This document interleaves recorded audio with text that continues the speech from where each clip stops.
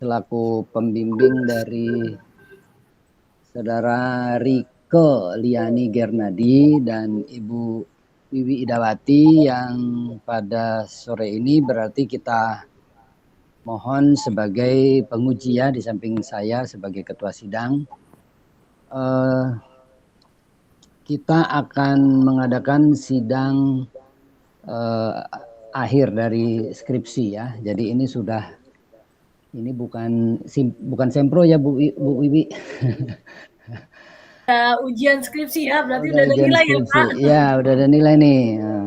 Kan kita salah ini kan, jadi ini kita udah langsung menilai. Kita akan dengarkan presentasi dari Rike Liani Gernadi. Skripsinya itu tentang apa? Tentang apa nih? Profitabilitas, lalu ada kepemilikan manajemen ya, kepemilikan manajerial terhadap kinerja gitu ya. Ya betul. Terhadap return saham Pak. Return saham ya, terhadap return saham. Oke, silakan dipresentasikan Saudara Rike. Ya baik. Izin share screen ya Bapak Ibu.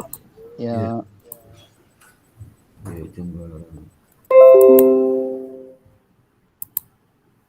Maaf Bapak Ibu, apa sudah terlihat sebelumnya?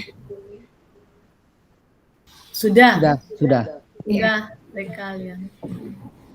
Assalamualaikum warahmatullahi wabarakatuh. Waalaikumsalam warahmatullahi wabarakatuh. Bapak Muklis, Bapak Sparta, dan Ibu Wiwi, pada kesempatan kali ini saya akan mempresentasikan mengenai proposal skripsi saya yang berjudul Pengaruh Profitabilitas dan Struktur Kepemilikan terhadap Return Saham Perusahaan Subsektor Food and Beverage di Indonesia sebelum dan masa pandemi COVID-19. Jangan proposal lagi dong. Oh, ya sidang skripsi saya. Ya. Maaf Pak. Jadi pada tabel indeks harga saham sektor konsumsi dapat diketahui bahwa harga saham sektor konsumsi pada tahun 2020 mengalami penurunan yang cukup signifikan ketika terjadi pandemi COVID-19 di dunia. Earning per share dan kepemilikan manajerial pada tahun 2020 juga mengalami penurunan yang cukup signifikan, namun berbanding terbalik dengan return saham yang mengalami kenaikan. Hal ini berbanding terbalik dengan teori yang mengatakan bahwa earning per share dan kepemilikan manajerial yang tinggi akan mempengaruhi return saham sehingga return saham akan tinggi juga. Rumusan masalah yang pertama, apakah earning per share berpengaruh positif terhadap return saham pada perusahaan food and beverage di Indonesia sebelum dan masa pandemi COVID-19? Yang kedua, apakah kepemilikan manajerial berpengaruh positif terhadap return saham pada perusahaan subsektor food and beverage di Indonesia sebelum dan masa pandemi COVID-19? Yang ketiga, apakah pandemi COVID-19 dapat memoderasi earning per share terhadap return saham pada perusahaan subsektor food and beverage di Indonesia? Dan yang keempat, apakah pandemi COVID-19 dapat memoderasi kepemilikan manajerial terhadap return saham pada perusahaan subsektor food and beverage di Indonesia? Grand teori yang digunakan pada penelitian ini ada dua. Yang pertama teori sinyal dan yang kedua teori agensi. Teori sinyal merupakan perbuatan yang dilakukan oleh perusahaan untuk menyampaikan petunjuk untuk para investor mengenai bagaimana manajemen di dalam perusahaan melihat sebuah kemungkinan dan harapan perusahaan tersebut. Lalu untuk teori agensi merupakan suatu kontrak antara dua pihak atau lebih yang melibatkan agen untuk melaksanakan beberapa jasa atas nama pemilik yang meliputi pendelegasian wewenang. Kerangka pemikiran dan hipotesis. H1, earning per share berpengaruh positif terhadap return saham. H2, kepemilikan manajerial berpengaruh positif terhadap return saham. H3A, pandemi COVID-19 memperkuat hubungan antara earning per share terhadap return saham. Dan yang terakhir H3B, pandemi COVID-19 memperkuat hubungan antara kepemilikan manajerial terhadap return saham. Untuk operasionalisasi variabel, return saham diukur menggunakan tambah dan earning per share menggunakan earning per share dengan versi jumlah saham beredar. Untuk kepemilikan manajerial diukur menggunakan saham manajer, komisaris, direktur per total saham beredar dikali 100. Untuk variabel kontrol yaitu firm size diukur menggunakan logaritma natural dalam kurun total aset. Dan yang terakhir ada variabel moderasi yang menggunakan variabel dummy, 1 sama dengan masa pandemi COVID-19 dan 0 sama dengan masa sebelum pandemi COVID-19. Hasil sampel penelitian. Kriteria sampel pada penelitian ini yang pertama, perusahaan subsektor food and beverage yang terdaftar di BEI periode 2016 sampai 2020 terdapat 34 perusahaan. Perusahaan subsektor food and beverage yang baru melakukan IPO di BEI pada tahun 2017 sampai 2020 terdapat 14 perusahaan. Lalu perusahaan subsektor food and beverage yang disuspend dari BEI terdapat 2 perusahaan. Dan perusahaan subsektor food and beverage yang terpilih menjadi sampel penelitian terdapat 18 perusahaan. Pada model 1, periode observasinya 5 tahun, jadi total observasi 90. Untuk model 2, periode observasi 2 tahun, jadi total observasinya 36. Untuk teknik pengolahan dan analisis data, terdapat statistik deskriptif. Untuk variabel return saham, dapat diketahui bahwa nilai min lebih kecil daripada nilai median. Hal ini dapat diartikan apabila nilai rata-rata perusahaan tergolong kecil. Dan untuk variabel lain selain variabel return saham, nilai min lebih besar dari nilai median, maka dapat diartikan bahwa nilai rata-rata perusahaan tergolong besar. Untuk analisis model penelitian, yang pertama terdapat uji Chow. Pada model 1 dapat diketahui bahwa nilai cross-section chi-square-nya lebih dari 0,05 sehingga model yang digunakan adalah common. Untuk model 2, nilai cross-section chi-square-nya kurang dari 0,05 sehingga model yang digunakan adalah fix. Untuk uji Hausman, pada model 1, nilai cross-section random-nya kurang dari 0,05 sehingga model yang digunakan adalah fix. Untuk model 2, nilai cross-section-nya lebih dari 0,05 sehingga model yang digunakan adalah random. Untuk uji Lagrange multiplier, pada model 1, nilai bersepagan lebih dari 0,05 sehingga model yang digunakan adalah common. Dan pada model 2, nilai bersepagan lebih dari 0,05 sehingga yang digunakan adalah model common. Pada uji asumsi klasik, terdapat uji normalitas, dapat diketahui bahwa pada model 1 dan model 2, nilai probability lebih dari 0,05, sehingga dapat disimpulkan bahwa pada model 1 dan model 2, data terdistribusi normal. Untuk uji multikolinearitas, pada model 1 dan model 2 dapat diketahui bahwa nilai koefisien korelasi antar variabel independen kurang dari 0,8, sehingga dapat disimpulkan bahwa model 1 dan model 2 tidak terdapat multikol dan dinyatakan lolos uji. Untuk uji heteroskedastisitas, pada model 1 dapat diketahui bahwa nilai probability lebih dari 0,05 sehingga pada model 1 dapat disimpulkan bahwa model 1 terbebas dari heteroskedastisitas. Untuk model 2 menggunakan treatment dengan metode cross-section Schur sehingga nilai p-value lebih dari 0,05 dan dapat disimpulkan bahwa model 2 lolos heteroskedastisitas. Untuk uji autokorelasi pada model 1 nilai DW sebesar 2,171635 dan nilai 4 min DU sebesar 2,279 sehingga pada model 1 dinyatakan lolos uji autocall. Untuk model 2 nilai DW sebesar 2,104702 dan nilai 4 min DU sebesar 2,2723 sehingga pada model 2 juga dinyatakan lolos uji autokorelasi. Pada hasil regresi model 1 dapat diketahui bahwa nilai probability earning per share dan kepemilikan manajerial kurang dari 0,05 sehingga dapat disimpulkan bahwa earning per share dan kepemilikan manajerial berpengaruh positif terhadap return saham dengan adjusted R-square sebesar 17%. Dan persamaan regresi untuk model 1 adalah RSIT sama dengan 99,34992 plus 0,073697 EPSIT plus 0,734,838 KMIT min 3,723,060 size IT plus EIT. Untuk hasil regresi model 2 dapat diketahui bahwa variabel moderasi pandemi COVID-19 tidak mempengaruhi earning per share dan kepemilikan manajerial karena nilai probability-nya lebih dari 0,05 dengan adjusted R-square sebesar 72%. Untuk model 2, persamaan regresinya adalah RSIT sama dengan 143,9774 plus 0,049072 EPSIT plus 0,353921 KMIT min 11,4866 COVID-IT min 0,007267 EPSIT COVID-IT plus 0,200888 KMIT COVID-IT min 5,019463 size IT plus data IT. Hasil pembahasan H1 earning per share berpengaruh positif terhadap return saham. Hasil penelitian yang dilakukan oleh penulis menunjukkan bahwa earning per share berpengaruh positif terhadap return saham sehingga H1 diterima.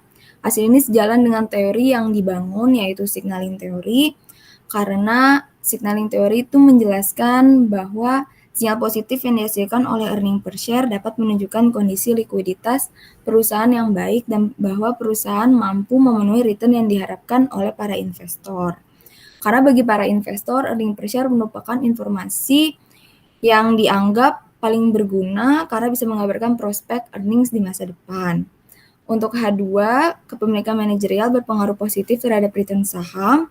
Hasil penelitian dilakukan menunjukkan bahwa kepemilikan manajerial berpengaruh positif terhadap return saham sehingga H2 diterima. Hasil ini sejalan dengan teori yang dibangun yaitu agensi teori, karena agensi teori menjelaskan bahwa semakin besar proporsi kepemilikan saham manajerial, maka akan menjadi pendorong bagi pihak manajemen untuk bertindak sesuai dengan keinginan pemegang saham. Salah satunya adalah memaksimalkan return saham. Selain itu, manajer akan cenderung semakin giat dalam kepentingan pemegang saham yang tidak lain adalah mereka sendiri dan hal ini akan mengurangi asimetri informasi antara manajer dan investor sehingga semakin besar pula return saham yang akan dihasilkan. Untuk H3A, pandemi COVID-19 memperkuat hubungan antara earning per share terhadap return saham. Hasil penelitian yang dilakukan menunjukkan bahwa pandemi COVID-19 tidak mempengaruhi earning per share terhadap return saham. Dengan demikian, H3A ditolak. Hal ini dikarenakan perusahaan subsektor food and beverage merupakan salah satu subsektor yang tetap berhasil bertahan walaupun terjadi krisis seperti pandemi COVID-19. Karena produk yang dihasilkan oleh perusahaan subsektor food and beverage merupakan kebutuhan primer masyarakat. Sehingga walaupun terjadi pandemi COVID-19, hal ini tidak akan mempengaruhi return saham. Untuk H3B, pandemi COVID-19 memperkuat hubungan antara kepemilikan manajerial terhadap return saham. Hasil penelitian dilakukan menunjukkan bahwa pandemi COVID-19 tidak mempengaruhi kepemilikan manajerial terhadap return saham. Dengan demikian, H3B juga ditolak. Hal ini dikarenakan perusahaan subsektor food and beverage merupakan salah satu subsektor yang tetap berhasil walaupun bertahan walaupun terjadi krisis, karena produk-produk yang dihasilkan oleh subsektor food and beverage merupakan kebutuhan primer, sehingga walaupun terjadi pandemi COVID-19, hal ini tidak akan mempengaruhi return saham. Kesimpulannya, profitabilitas yang diproyeksikan dengan earning per share berpengaruh positif terhadap return saham.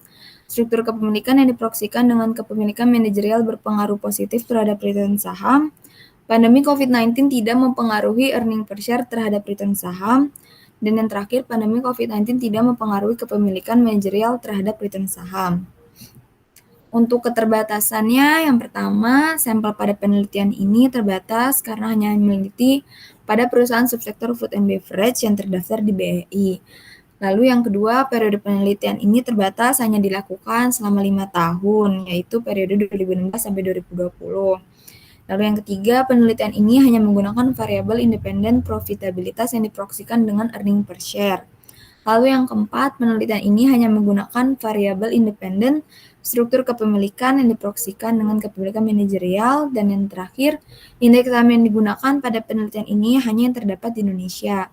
Sarannya yang pertama, bagi peneliti selanjutnya diharapkan untuk menambahkan sampel penelitian pada perusahaan sektor lain, jadi tidak hanya subsektor food and beverage. Lalu yang kedua, bagi peneliti selanjutnya diharapkan untuk menambahkan periode penelitian agar dapat memberikan hasil penelitian yang lebih akurat.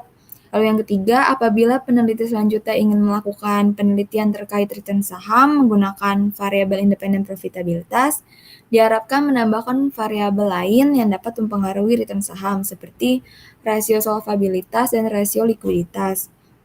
Lalu yang keempat, apabila peneliti selanjutnya ingin melakukan penelitian terkait return saham menggunakan variabel independen struktur kepemilikan, diharapkan untuk menambahkan proksi selain kepemilikan manajerial seperti kepemilikan institusional dan kepemilikan asing.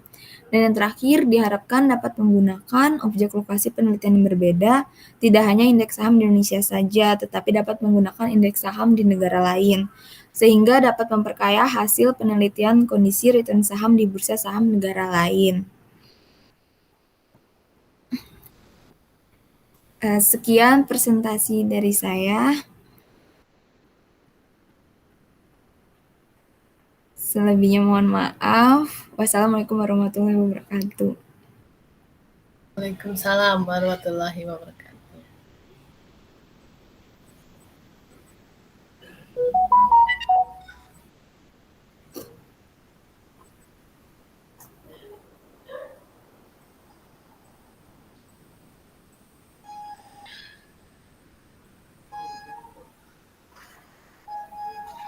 Nggak kedengeran suara Pak Muklis. Di-mute ya, Pak. Sorry, maaf.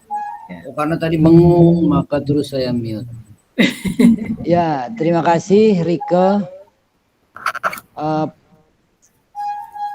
Penelitiannya cukup berbobot karena membahas variabel-variabel yang memang kita ingin ketahui pengaruhnya terhadap return saham, dan juga kita ingin ini mencakup variabel yang sangat penting, yaitu misalnya tadi di control variabelnya, misalnya pengaruh size terhadap return saham. Ternyata kan hasilnya negatif tuh kan. Nah, itu juga penting sekali, itu teori besar itu. Itu dulu kan CAPM. Kalau CAPM kan yang berpengaruh terhadap return saham katanya beta. Nah, lalu kemudian ini kalau nggak salah namanya siapa ya Pak, yang beta size terhadap return saham ini dapat Nobel nih. Jadi yang merumuskan pengaruh size terhadap return saham ini dapat Nobel ini, namanya siapa ya, lupa saya. France ya Pak. Lupa saya. Jadi ini dapat Nobel nih. Kalau CAPM kan jelas itu dapat Nobel ya. CAPM itu pengaruh beta terhadap return saham. Ini adalah si yang nulis buku manajemen investasi itu kan, si William Sharpe ya. Nah, itu dapat Nobel dia. Tapi kemudian oleh peneliti yang menemukan hubungan size dengan return ini dibantah waktu itu karena ternyata menurut data empiris itu yang berpengaruh terhadap return saham itu bukannya beta tapi size gitu.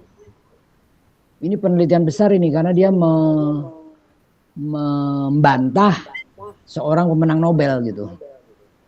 Pemenang Nobel William Sharpe dan Littner, dua orang tuh, William Sharpe dan Littner, dia dapat Nobel karena menjelaskan pengaruh beta terhadap return saham, tapi ini teoritis, tidak dibuktikan dengan empiris, jadi matematik.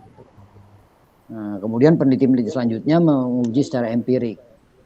Nah, kemudian dengan lahirnya ini penelitian ini ternyata yang berpengaruh terhadap return saham itu bukan beta, tapi cuma sederhana aja, size. Size kan simpel banget, size, ya kan? Nah ini, kemudian beberapa tahun kemudian ini dapat Nobel juga. Sini yang size ini. Dan ternyata hasilmu kan negatif tadi. Ya, berarti itu sesuai dengan penelitian ini. Aduh, namanya siapa ya, lupa saya. Nah, jadi ini cukup berbobot dan ini merupakan variabel penting di dalam penelitian-penelitian akuntansi dan finance. Nah, kalau saya baca, ini saya mau tanya sedikit ya. Jadi di bagian depan itu kan ada deskriptif, statistik deskriptif. Itu kalau menurut saya kamu perlu perbaiki gitu ya. Karena di dalam statistik deskriptif itu kamu nggak menyebutkan satuan-satuannya. Misalnya returnnya maksimal sekian, minimal sekian, angkanya kamu ambil aja tuh dari hasil SPSS. Padahal harusnya kamu menyebutkan ini, misalnya mengenai return minimal sekian persen, maksimal sekian persen. Kamu nggak sebutin minimal sekian, maksimal sekian, sekian apa nggak tahu, nggak disebutin di situ. Ya harusnya kamu sebutin EPS minimal sekian, maksimal sekian, berapa, sekian apa gitu. Kalau EPS itu kan rupiah per lembar saham. Kalau return saham itu persen. Nah, tapi kamu nggak sebutin itu. Pokoknya kamu ambil aja tuh dari hasil output SPSS, nggak kamu sebutin satuannya. Itu sebaiknya diperbaiki sehingga menunjukkan bahwa kamu paham masalahnya gitu loh. Tujuannya itu untuk menunjukkan bahwa kamu paham masalahnya. Misalnya return saham itu berapa? Coba kamu apal nggak datanya tuh? Return saham itu minimal berapa persen, maksimal berapa persen itu? Nggak apal pasti kamu. Ya kan? Ada itu datanya. Coba deh lihat di statistik deskriptif itu perlu kamu kalimatnya itu kamu sederhanakan dengan bahasa sehari-hari sehingga orang dengan mudah. Nah ini dia. Jadi misalnya return saham 5149. 5149 apa itu? Ya kan? Itu adalah 5,149%. Ya, minnya, mediannya 6%. Nah, maksimalnya 100%. Nah, itu 100% itu kan artinya untungnya sama dengan pokoknya gitu kan. Orang nanam 100 dapat 100. Nah, itu kamu perlu hayati gitu. Ini data saya ini kenapa kok bisa ada maksimum 100% gitu kan? Ini perusahaan apa nih? Jangan-jangan perusahaan bir tuh. Ya, jadi pandemi banyak orang mabok, returnnya 100%. Gitu loh. Jadi kamu, maksud saya itu jangan angka kamu taruh aja di situ tanpa memahami ini sebenarnya perusahaan apa. Food and beverage kan, coba tuh yang returnnya 100% itu perusahaan apa gitu loh. Kenapa kok kira-kira dia returnnya 100% gitu. Nah gitu ya, terus minnya minus 75, berarti kan itu rugi tuh ya. Rugi, kira-kira perusahaan apa yang rugi? Kamu bilang katanya ini food and beverage, barang primer, semua untung walaupun pandemi. Tapi itu ada yang minimal banget tuh, min 75%, 75,5%. Gitu ya. Itu sebaiknya diperbaiki. Kemudian EPS itu satuannya rupiah tuh. Ya kan, jadi 145 rupiah per lembar saham. Ya, itu minnya rata-ratanya. Mediannya 74 rupiah, maksimalnya 583 rupiah EPS-nya. Nah, ini ya tapi kan ini udah lewat uji segala macam ya. Tapi ini perlu kamu perhatikan juga nih, EPS ini kan rupiah ya. Iya. Rupiah terhadap return saham. Jadi kalau misalnya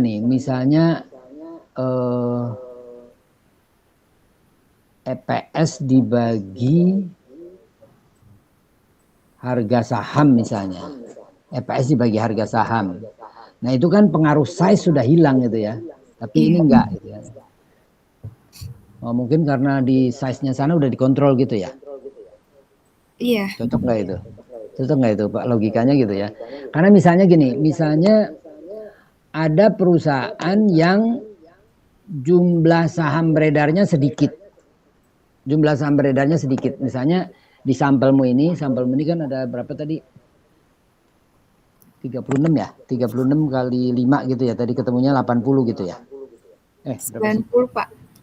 Ketemunya 90 dari berapa kali 5 tahun gitu kan? Ketemunya 90. Nah, jadi kalau misalnya nih ada perusahaan yang jumlah saham beredarnya sedikit.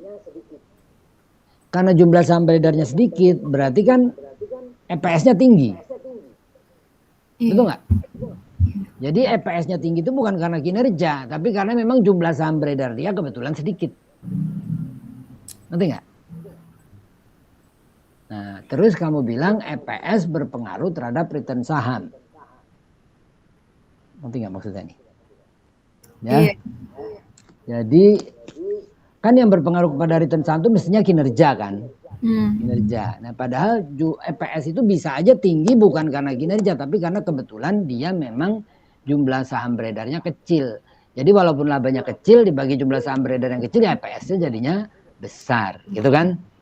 Nah, itu coba menurut kamu gimana gitu kan? Apakah ini cukup? Ya memang sih udah diuji heteroskedastisitas, sudah diuji segala macam, atau itu sudah, atau size juga ada dikontrol, apakah itu membantah pemikiran saya tadi gitu ya. Terus kepemilikan manajerial, ini kamu nggak konsisten sama judul. Tadinya kalau kita baca judul, saya kirain ini masalah leverage. Kamu judulnya tadi kan struktur kepemilikan. Iya. Kamu nggak ngomong kepemilikan manajerial.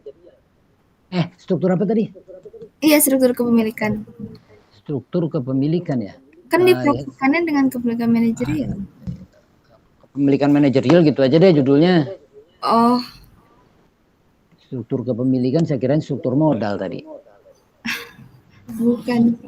Bukan ya? Ini sebenarnya udah itu Pak. Tadi kan dia judulnya GCG. Terus hasil sampel kemarin jadi struktur kepemilikan Pak Muklis sama Nova itu membahkan dan itu. Jadi CG itu. Oh gitu. Tapi judulnya Setuju. Rikel kata dirubah. Pak Muklis. Akhirnya dirubah oleh hasil sampel kemarin, dirubah jadi struktur kepemilikan dan apa satu lagi? Ya. Profitabilitas. Profitabilitas. Tapi yang diukur kepemilikan manajerial. Iya, kan dalam struktur kepemilikan ada beberapa yang bisa diproyeksikan, ada kepemilikan manajerial, Iya, ada berapa itu Pak? asing. Oh gitu. Iya. Ada kepemilikan institusi, ada kepemilikan Jadi Rikel bisa dimasukin bab 2 di kajian pustaka Rikel, ya. Menurut siapa struktur kepemilikan itu adalah kepemilikan manajerial dan sebagainya, ada referensi ya. Sudah ada itu kayaknya. Oh, udah ada gitu. Bagus ya. Tambahkan di bab 2 ya. Sudah ada sih, Pak. Enggak, judul itu kan harus cepat menggambarkan isi. Iya. Kalau disuruh langsung aja kepemilikan manajerial terhadap return saham gitu bukannya lebih jelas jadinya. Boleh juga Pak. Orang sekali baca nangkep maksudnya gitu kan. Boleh. Ya enggak? Ya setuju sih kalau Pak Muklis langsung aja ya. Iya dong, karena judul itu kan fungsi judul adalah supaya orang yang baca judul bisa mencerminkan isi kan gitu. Iya, ya, setuju. Daripada orang mikir lagi kepemilikan manajerial, struktur kepemilikan itu apa ya? Padahal tadi proksinya kan banyak ya, Rikel ya. Iya. Udah kepemilikan manajerial gitu aja. Jadi judulnya. Ya. Oke, gitu ya.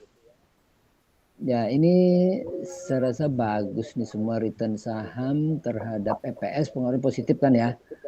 Kemudian kepemilikan manajerial ya ini juga udah cocok dengan teori bahwa kalau kepemilikan manajerialnya tinggi hubungan antara returnnya jadi lebih tinggi gitu ya.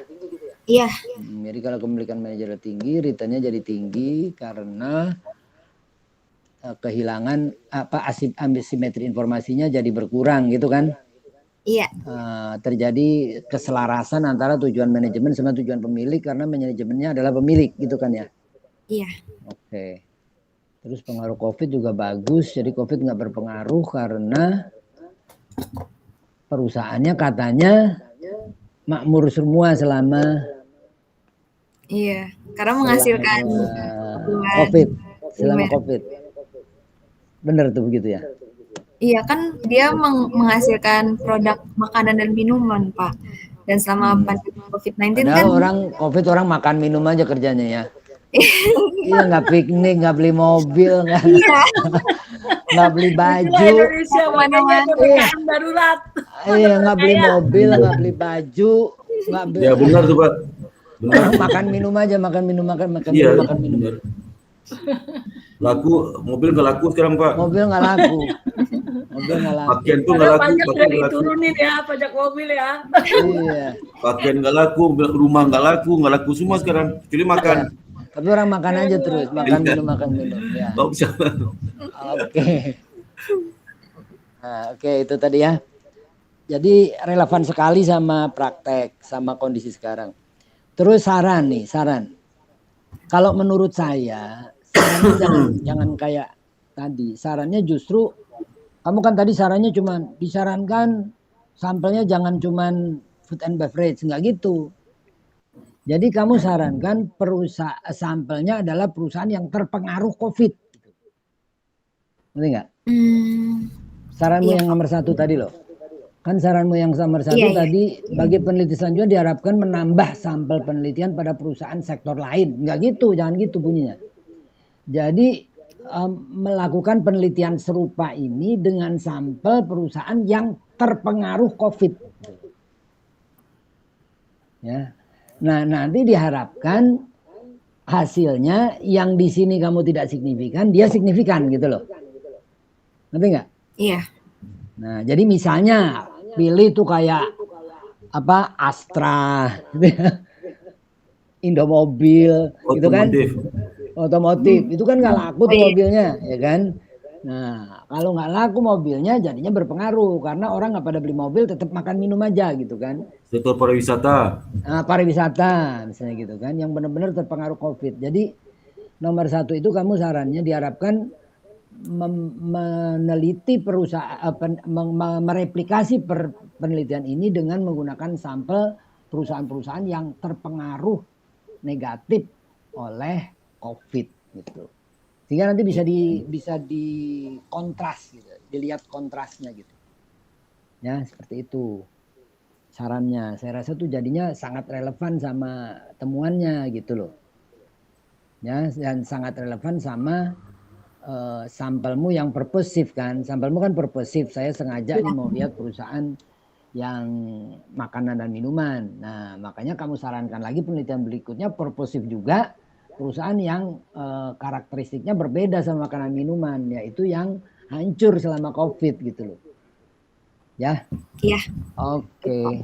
Ya, saya itu saran-saran saya begitu. Terima kasih. Rika ya, selamat ya udah sampai tahap akhir. Ya, silakan Ibu Wibi. Pak Muklis ya, Rikel Liani ya. Ini sudah tadi banyak ya masukan dari Pak Muklis, begitu juga kan Ibu nggak mengikuti dari proposal ya. Bab 1 sampai bab 3 sudah dilakukan pasti revisi gitu ya dari para penguji, kemudian lanjut Rikel ke bab 4 gitu ya. Untuk olah data atau untuk pembahasannya. Ya Rikel, coba dah di statistik deskriptif juga dah. Ya, Rikel, ini kan ada 2 model ya. Coba ceritakan dulu maksud kenapa dibuat 2 model, kemudian observasinya di 2 model ini jumlahnya berbeda. Ya. Iya. Jadi kalau yang pertama itu menggunakan 5 tahun dan untuk model kedua menggunakan 2 tahun. Nah, perbedaannya juga model 1 tidak menggunakan variabel moderasi yang digunakan pandemi COVID-19, dan untuk model 2 menggunakan variabel moderasi yaitu pandemi COVID-19. Jadi bedanya di situ, Bu. Oh, kenapa ada perbedaan itu? Pasti kan ada sebab ya. Karena ya. Ya, jadi perbedaan itu karena penelitian ini ingin mengetahui apakah return saham terpengaruhi oleh pandemi COVID-19 atau tidak. Makanya jadi mengambil dua model. Yang pertama tidak dimoderasi oleh pandemi COVID-19 dan yang kedua dimoderasi oleh pandemi COVID-19. Oke, pertama kan model pertama itu observasinya 85 karena di sini diambil 5 tahun ya. Untuk mengetahui pengaruh tadi variabel independen ke dependen tanpa ada moderasinya gitu ya. Kemudian untuk model kedua ini diambil 2 tahun gitu ya. Unit analisisnya berapa sih? Ada 18 jutaan. 18? Iya. Kalau diambil 2 tahun, 18 berarti 36. Ada outlier ya? Ada outliernya 2. Oke, model yang 2 ini adalah menggambarkan nanti untuk moderasinya gitu ya pada saat pandemi gitu ya. Nah, kemudian berarti waktu nanti melakukan uji modelnya sama ya, yang 2 untuk regresinya ya. Untuk regresinya gimana? 2 model juga? Iya, 2 model. Saya 2 kali jadi. Nanti kesimpulannya dari 2 model ini, gitu ya? Iya. Clinical ya, seperti itu. Oke, pertanyaan Ibu lagi ya, lanjut ya. Nah, untuk nanti di dalam ujinya kan regresi panel ya. Nah, itu ternyata Ibu lihat pakai Kalman effect ya? Iya. Sehingga dilakukan uji Langlet multiplier gitu ya. Itu datanya lolos murni atau pakai treatment biar dia normal atau lolos asumsi klasiknya? Oh, lolos semua kok. Saya pakai treatment cuman untuk yang heteros aja. Oh, heteros ya, karena ada yang bilang nih kalau dia pakainya LM gitu ya, Langlet multiplier, nggak usah lagi asumsi klasik. Jadi uji normalitas saja. Nanti itu baca ya di itu ya, teori ekonomi metrika ya. Itu ya, karena itu pasti ada yang nggak lolos tuh itunya asumsinya gitu. Nah, itu kan heteros kamu nggak lolos kan, gitu ya. Nah, tapi coba baca lagi aja karena ada yang mengatakan seperti itu ya. Oke, tadi kan sudah disimpulkan oleh Pak Muklis terkait dengan hasilnya ya. Coba jelaskan Ibu ya, variabel mana yang mendukung hipotesis dan yang mana yang tidak mendukung hipotesis Anda. Jadi variabel yang mendukung hipotesis saya itu earning per share sama kepemilikan manajerial. Karena kalau di hipotesis awalnya adalah positif, berpengaruh positif. Dua-duanya ya. Iya. Ternyata di penelitiannya Rikel tadi positif juga yang earning per share sama kepemilikan manajerial. Oh, berarti menerima hipotesis dong? Iya. Kemudian apa yang menolak? Ada yang menolak nggak? Yang menolak untuk pandemi COVID-19 yang memoderasi. Ya, ternyata tidak memoderasi semua ya. Iya. Sebenarnya sudah ada penelitian terdahulu belum yang memakai model ini memoderasi? Belum ya? Belum. Belum ya, karena teorinya kan kita masih kurang ya kan, itu hanya prediksi dari peneliti aja ya, bahwa itu memperkuat gitu ya, ternyata sudah dibuktikan hasilnya tidak memoderasi ya. Nanti ini pesan Ibu aja dikuatkan ya teorinya, khawatir nanti ini menjadi landasan bagi peneliti-peneliti selanjutnya Rikel ya, hati-hati ya. Nanti kalau pas dia membuktikan ini bertolak belakang dengan hasil penelitiannya Rikel gitu ya. Karena Ibu perhatikan tadi memang belum ada teori yang memoderasi dengan pandemi COVID ya. Nah, kamu berani tetapi harus perkuat itu dengan teorinya gitu ya, karena pasti akan dilanjuti oleh peneliti selanjutnya gitu ya. Nah, pandemi itu diukur dari apa sih? Perusahaan tidak mengalami pandemi diberikan 0. Yang mengalami COVID 1 gitu tadi ya, pakai dummy ya? Nah, coba jelaskan dulu kriterianya. Iya, untuk pandemi COVID-19 saya menggunakan variabel dummy.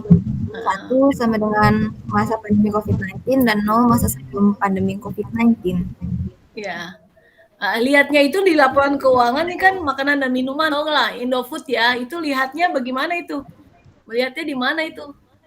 mengalami COVID tidaknya, di laporan keuangan apa di ini ya, annual report-nya atau apa? Untuk pandemi kan saya 2020 aja, Bu. Oh, laporan keuangan 2020 aja langsung Iya. itu adalah yang 2020 itu pandemi gitu ya. Ya, Oh, 2019 tidak. 2019 enggak ya? Enggak, Enggak ya, belum ya. belum.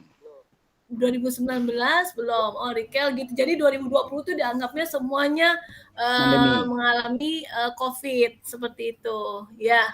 Padahal COVID itu bulan apa itu? 2000 Maret ya. Maret. Tapi nggak dihitung 1 Maret. berdasarkan triwulan ya, enggak ya? enggak, saya pakai tahunan. Iya, kalau 2021 kan juga sedang berjalan ini ya COVID-nya. Oke, itu pengukurannya. Kemudian tadi koefisien determinasinya 17 ya. Iya. 17%. Kenapa bisa rendah gitu koefisiennya, Rikel? Bisa nggak tahu penyebabnya? Karena kan koefisien determinasi yang tadi itu karena yang berpengaruh hanya earning per share sama kepemilikan manajerial, sedangkan ada variabel kontrol juga. Variabel kontrolnya tadi kan menolak apa menerima hipotesis variabel kontrolnya? Tadi yang kata Pak Menolak. Nuklis kan bagus. Kan Minus bukan dia tadi? Pengaruh apa negatif ya Pak ya? Yang Dia negatif. minus tapi tidak berpengaruh. Oh, untuk yang COVID tidak COVID ya?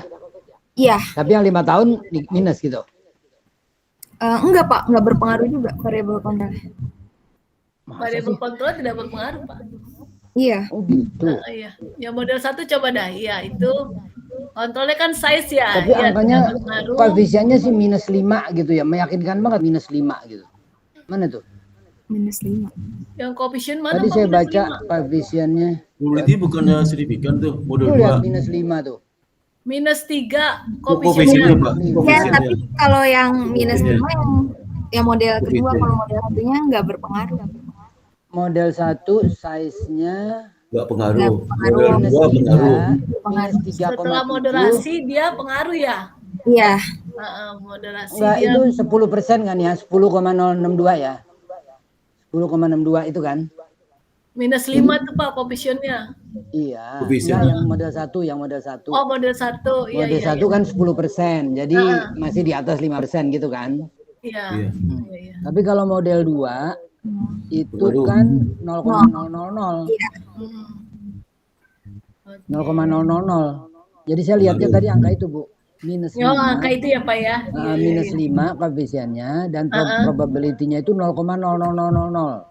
Iya, 0,000 emang itu yang setelah dia pakai model 2 tuh, ya pas COVID gitu ya. Ya. Nah, itu menunjukkan Jadi itu kan sangat berpengaruh kan. Jadi Iya. size itu sangat berpengaruh terhadap return saham.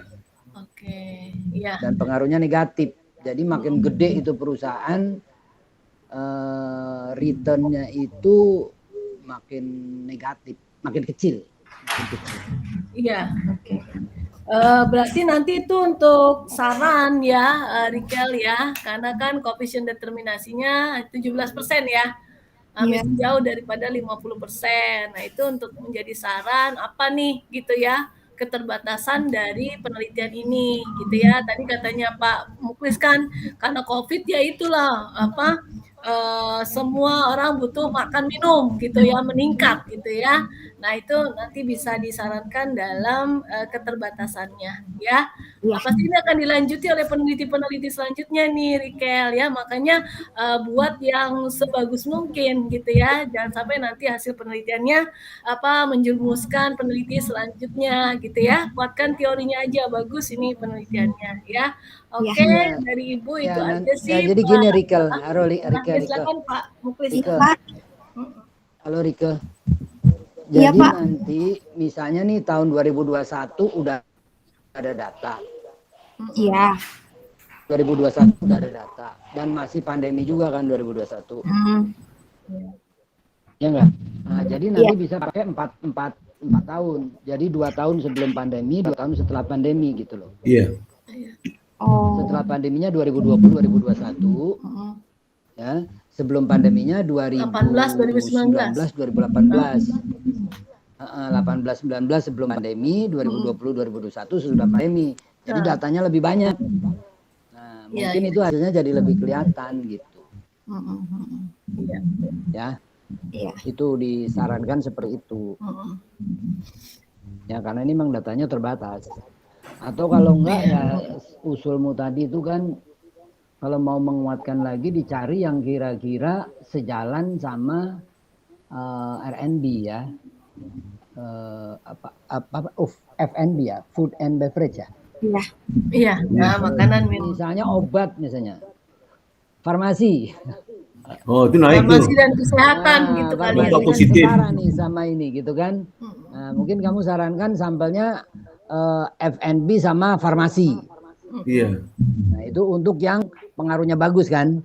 Nah, nanti untuk yang hancur apa? Pariwisata sama Properti kali ya. properti atau sama Apa itu, Pak? Otomotif. otomotif. Ya. Ulang lagi. Itu Nggak mikirin saran rumah, aja. nggak mikirin mobil, Terus ini mikirin juga makan. apa industri IO pesta perkawinan. Itu. Ada nggak itu nggak publik tuh? Itu hancur tuh. Ya itu ya. Bisnis, jasa, pelayanan, pernikahan. IO pernikahan. Iya itu biasanya laris ya tuntas, ini benar-benar hancur.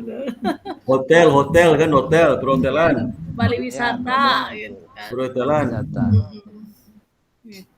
Nah itu jadi saran-sarannya kelihatan konkret gitu loh Rika. Ya, untuk penelitian Kelihatan selanjutnya konkret ya. gitu. Jangan kamu cuman sampel ditambah, jangan gitu aja gitu. Kurang Dijelaskan kurang gitu ya. maknanya itu kurang menunjukkan penjiwaan terhadap topik ini gitu. Iya.